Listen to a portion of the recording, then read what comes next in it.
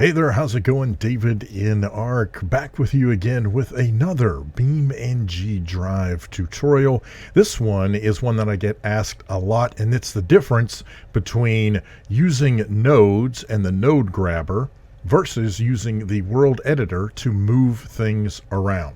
So let's talk about some of those differences real quick and hopefully after this you'll understand the difference and you'll be able to use each of them to your advantage. All right, here we go. So for the node grabber, if you hold down the left control key on your keyboard and you move your mouse around, just moving your mouse, not clicking, not dragging, just move your mouse, you will notice that certain things will get these little dots. So those are the nodes.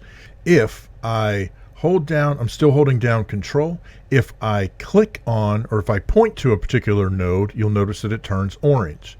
If I left click, that is primary click, if you click your button and while you're holding the button down, you drag the mouse, then you'll notice that it starts to attempt to pull that node. Now, depending on what the object is that you've grabbed a hold of, it may deform it, like I just did this door, or it may just pull the vehicle or the object around, like if I'm pulling the center of the wheel, okay? You'll notice that another thing about grabbing onto something is that when you hold your mouse button down, you will notice that there is a strength right there in the middle. You can use your mouse wheel and you can mouse wheel up to increase the strength, meaning that if I start to pull here, then I could pull the door off because it's a strength of 100. Yeah. Oops, broke a window. Likewise, if I hold the mouse button down and I mouse wheel down, that is toward me, you'll notice that the strength goes to 0 and I can pull this all day long and nothing is going to happen. And of course, you can set this anywhere in between based on what you want to do. Okay? So there you go. Simple, easy peasy, throw the door away. Goodbye, door. Okay, well, that didn't work so well. Okay, but so the question is, how come I can move certain things when I'm using the node grabber, such as the bastion, but other things like this bollard, I can drag, I can click drag. You'll notice the force is 100% and it's really not going anywhere. I cannot move this no matter what I do. All right, that's because some objects in the game have it built in to where basically the node grabber does not affect that object whatsoever. So how do I move this? In that case, you're going to want the world editor. To get into the world editor, you're going to hit F11 on your keyboard. That will bring up the world editor. And when you are in the world editor, you're going to have this window that pops up. And the primary thing that you're looking for is a little vehicle icon that is either attached to or very, very close to the object that you're trying to work with. In this case, this bollard.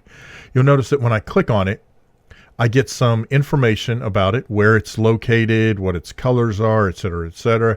But you'll also notice that in my particular case, I get these red, blue, and green arrows. And I'm trying to move a little bit so you can see them a little better. It does get a little weird. Okay, but there's a red arrow here, a green arrow down here, and I know it's hard to see, but there's a blue arrow pointing up here. Now, if I grab any one of these, so for example, if I point to the blue arrow, it turns yellow, letting me know that it's highlighted. I've not clicked anything yet. I hold the mouse button down. When I move the mouse away from me, they'll notice that the object goes up. Again, if I'm pointing at the blue arrow and I move the mouse down toward me, the object goes down into the ground.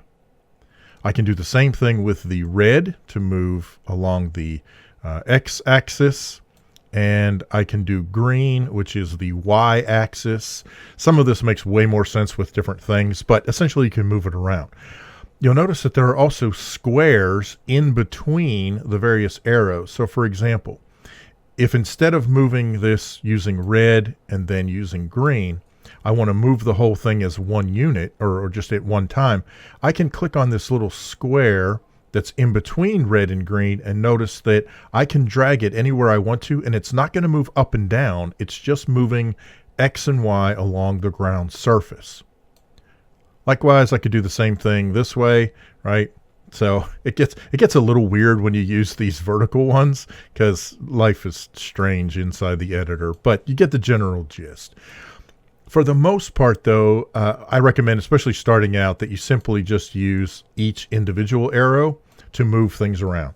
So let me go over here to the Bastion, and I use WASD to move around. I'm holding my right mouse button down, and that will allow me to rotate my camera. So once I'm over here, I can click on the car. Now, one of the things about moving an object is that as soon as you move it, you'll notice that it resets itself to the default orientation, and it fixes everything. So as far as I know, you can't move a broken piece of equipment with the world editor. So anyway, that's what you can do. You can simply move this wherever you want it. Now you'll notice that as I pick it up and move it, it automatically drops because, you know, gravity. If you want to disable that so that you can move the vehicle wherever you want, simply hit J to pause the physics. And then at this point, if I were to raise this car up, you'll notice that it stays suspended in the air until I hit J again and turn the physics back on. This comes in handy for things like this. If I pause the physics and then I want to raise the car way up in the air, I can pull the camera back, and you can see here that now I am suspended in the air. To get out of the world, to get out of the world editor, I can hit F11, and you'll notice that it puts me back with the bollard because that's where I was, but somewhere around here, looking way up there, is my car. I can tab to my car. It's up in the air. If I release the physics, it will fall out of the sky and crash to the ground. Man, I love this game. So one of the other things that I didn't really talk about in the world editor, we're going to jump back into the world editor. I'm going to pause the game. As I said before, you have these what are called translate icons, the arrows. But up here in this center area, there's also a rotate key. So I can click on rotate, and now those arrows have turned into orbitals. So I can grab blue, and notice I can rotate it this way. I can grab green, and I can rotate it this way. That's funny. And red will rotate it the other way. And again, depending on the object, it depends on what it's going to do for rotation. So again, I could go back to translate if I want to, and we can put this up in the air kind of like this. F11 to get back out of the world editor. J will re-enable physics, and you can drive around. So there you go. Easy peasy. The difference between node grabbing and using the world editor to move things around. Hope this helps. Just a quick little tutorial. Got any other questions, problems, suggestions, horror stories? Feel free to leave those down in the comment section below. Special thanks to all my supporters. Special thanks to you for checking out the video. Listen here. Oh, ouch. I ripped the wheel. I don't even know how I did that. Anyhow, thank you so much for watching. I'm davidinark. We'll see you next time. Have a great day.